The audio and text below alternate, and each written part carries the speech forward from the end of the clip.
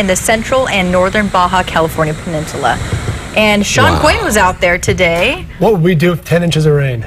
We would love 10 inches. I know, wouldn't that be amazing? If too fast like that, it's going to cause flooding. Maybe over like 2 weeks. That would be good. Turn it into snow next winter. That's what I'm hoping for. So yeah, there's a lot of surf out there today. Really busy. And the water still continues to be warm. There's that shot that we never get sick of. It's just a beautiful day out there across the area, even though we do have some tropical moisture working its way in right there. You can see on the satellite, it's a pretty busy satellite. We could call this the monsoon in a way, but this is definitely being juiced up by Norbert. Might want to point out there's the marine layer. That's going to be kind of affected by this too. It's sort of being pushed out just a little bit.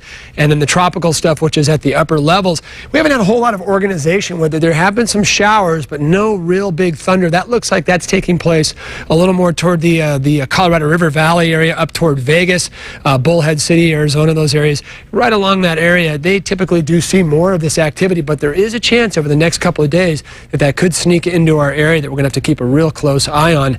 Again, it's all because of Norbert, which is out in the ocean off the coast of Baja, rapidly falling apart as we speak, and I'll show you that in just a second. 60s along the coast, still pretty warm. Boy, it got up to 90 degrees in Santa Barbara today, so the south coast with a little northwesterly wind was really protected from the sea breeze and got pretty toasty. Still warm in Ojai, and of course there's Norbert. And boy, I've seen storms go really quick in the Pacific because of the change in the water temperature. It's pretty warm just a little bit south of the middle of Baja, and then look how fast that thing yesterday was. Really a Category 2 storm, very well organized, a beautiful system from up here, and it's just all but a whisper of what it was, all because of the cold water. But still, some energy is being driven up because of that in the form of surf.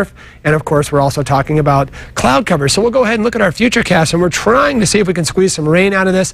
More than likely, it's going to stay to the east and south of our areas, but we will keep an eye on that until we dry out on about Tuesday or so. So Norbert effects, they'll linger around at least another day or so, and then we should start to see the end of that and go back into a more normal routine of the AM, PM fog and the nice sunshine, the stuff we're always used to. Slight shower chance again. The farther north you go, that really does evaporate.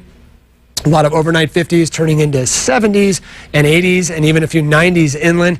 Best chance again to the south, so Oxnard Plain area, the mountains, cloudy, 20% shower chance, and as well maybe even a little bit of thunder depending on how much that atmosphere can get worked up with some sunshine. So a steep south swell out there, mixed otherwise out of the west, northwest. So that steep south hitting most beaches that face really well to the south. It's kind of a very steep angled swell. And again, water still very warm. And there's your Lompoc forecast staying right about normal and maybe just a little warm up as we head toward next weekend. Same story for Santa Barbara, very warm. And that little number on the bottom there, I think I see a little jump in the 61. Not quite sure why that did that, but overnight lows are also along the balmy side. And San Ynez, your forecast looking very nice as well. Cloudy, 20% chance of a shower or two.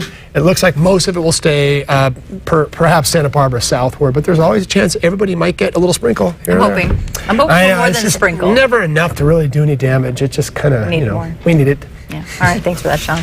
Still ahead, a husky throws a tantrum in the middle of a dog park when its owner says it's time to go home. We'll show you the hilarious video coming up.